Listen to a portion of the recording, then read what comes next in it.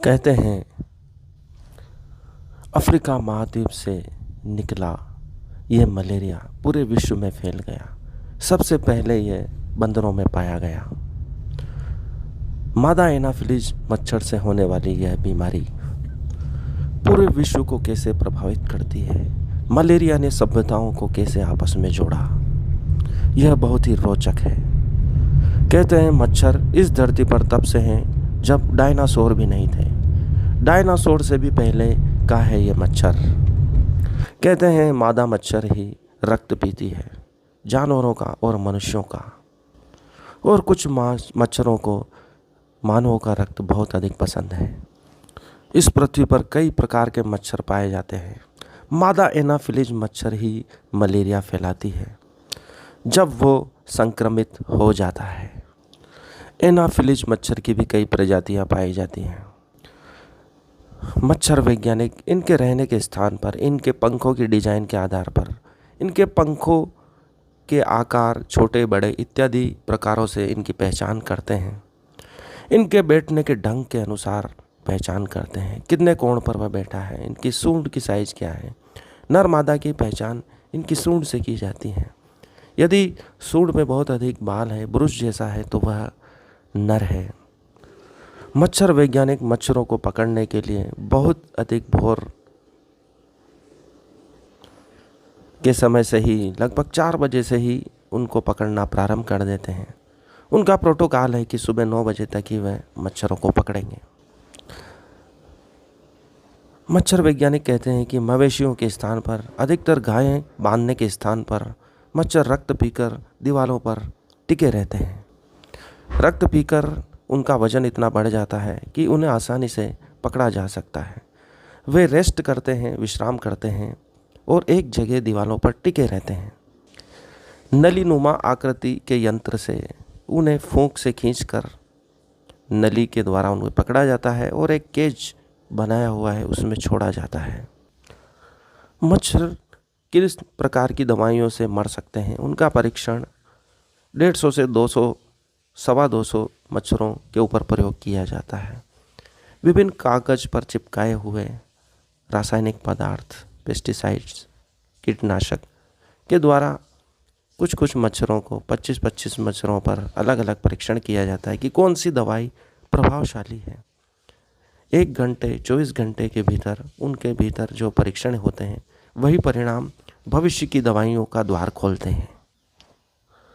मच्छर 3 से 4 किलोमीटर तक दूर तक उड़कर जा सकते हैं। उनकी यह यात्रा अपने साथ बीमारी भी फैलाती है। जंगली स्थानों पर जहाँ झाड़ियाँ बहुत अधिक होती हैं वहाँ इनके रहने का स्थान उपयुक्त होता है। आसपास पानी भरा हो तो वे अपनी ब्रीडिंग करते हैं, अपनी संख्या बढ़ाते हैं, प्रजनन करते हैं। नम वाला स्थान 30 डिग्री तक का वातावरण इनके लिए उपयुक्त होता है। अत्यधिक गर्म स्थान, अत्यधिक ठंडे स्थान पर भी इनका जीवन संभव नहीं है। कहते हैं कि प्यूपा अवस्था में मच्छर कुछ नहीं खाता है, सिर्फ लार्वा जल में कार्बनिक पदार्थ जो अपघटित हो चुके हैं, विघटित हो चुके हैं, उन्हें खाकर अपना जीवन आगे बढ़ाते हैं और मच्छर के रूप में तब्दील हो जाते हैं। विभिन्न प्रकार के क्षेत्र मच्छरों की विभिन्न आवासीय क्षेत्रों, उनके पनपने की योग्यता को दर्शाते हैं कि कब वे अपना प्रजनन करते हैं, कब अपनी ब्रीडिंग बढ़ाते हैं और वह कब मिलेंगे। फरवरी में कुछ अधिक क्षेत्रों में मच्छर मिलना नामुमकिन है। मादा एनाफिलीज जो मलेरिया फैलाते हैं वह अभी नहीं होते हैं क्योंकि अभी जल स्रोत सूख चुके हैं। वो शुष्क क्षेत्र में एनाफिलीज मच्छर अभी नहीं पाए जाते। बारिश के मौसम में जब उनके लिए वातावरण उपयुक्त होता है, उनकी प्रजनन करने की प्रवृत्ति उन्हीं दिनों में, उन्हीं महीनों में पाई जाती है। वे उन्हीं मिलों में मिलते हैं उन्हीं दिनों में और दिवाली के आसपास तक उनका प्रकोप भारी रहता है। जाड़ क्षेत्र में अभी भी जल स्रोत सूखे नहीं हैं, इसलिए वहाँ मादा एनाफिलीज मिलना संभव है। पर्याप्त संख्या में जिन पर परीक्षण किया जा सकता है उतने मच्छर मिल सकते हैं।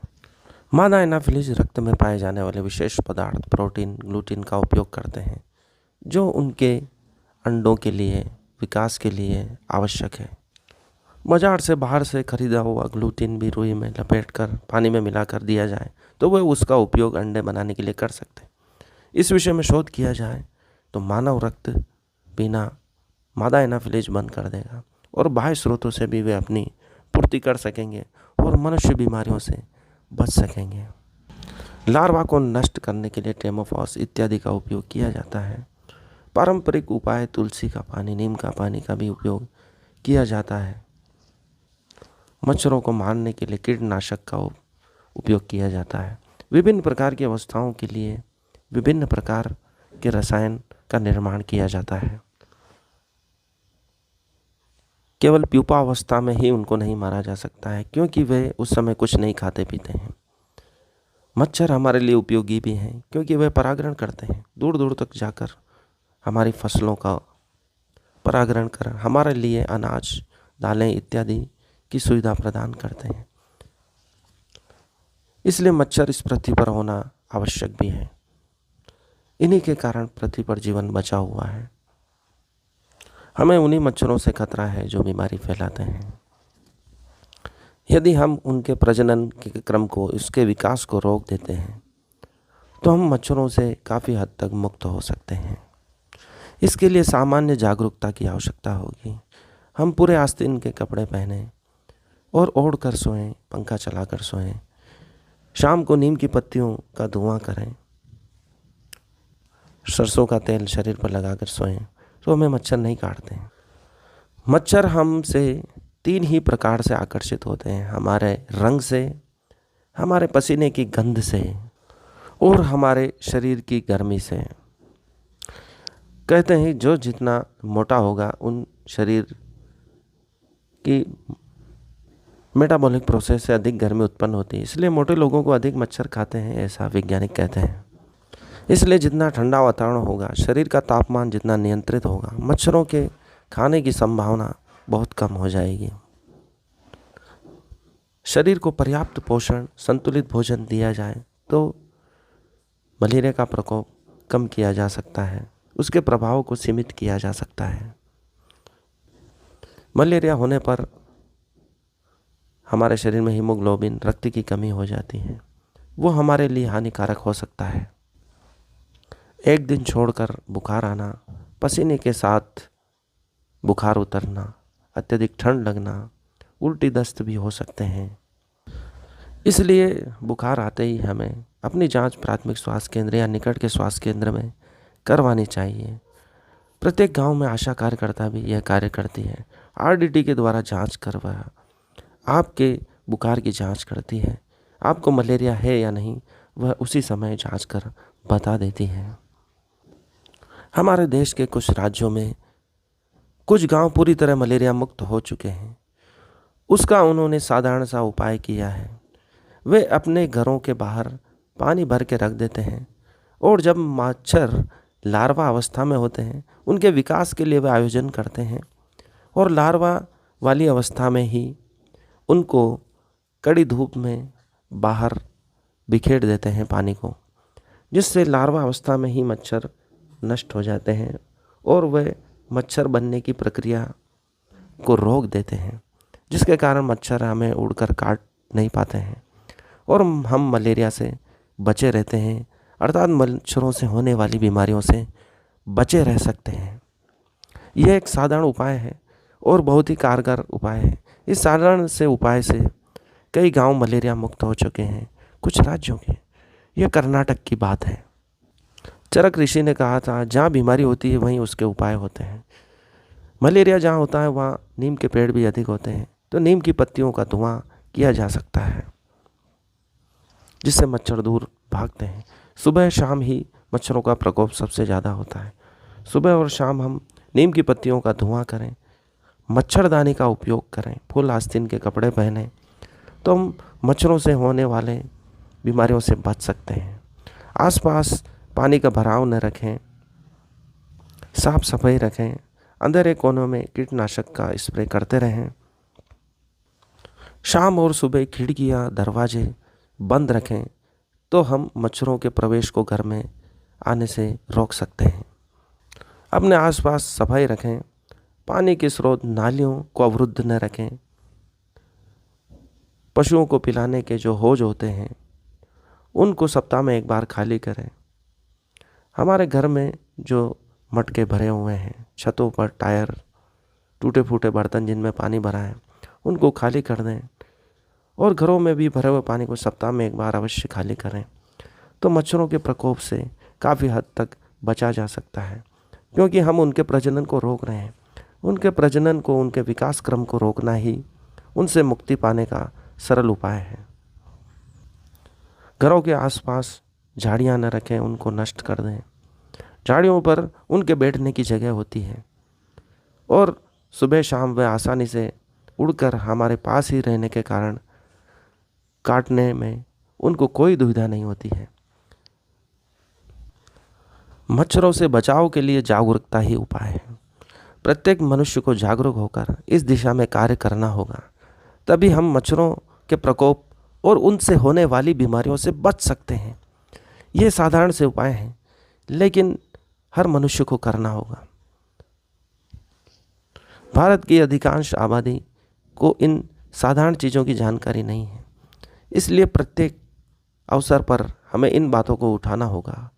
उन्हें बातचीत की भाषा में, साधारण भाषा में, आम बोलचाल की भाषा में उन उपायों को आवश्यक समझकर बताना होगा। उनको बताना होगा कि बीमार होने पर कितना आर्थिक सामाजिक नुकसान होता है, कितने दिन हमारे खराब होते हैं और हमारे रक्त की कितनी हानि होती है, स्वास्थ्य की कितनी हानि होती है, जो साधारण से उपायों से हम रोक सकते हैं। मच्छर हमारे मित्र भी हैं और शत्रु भी हैं, लेकिन उनसे बचाव के उपाय हमें ही करना होंगे।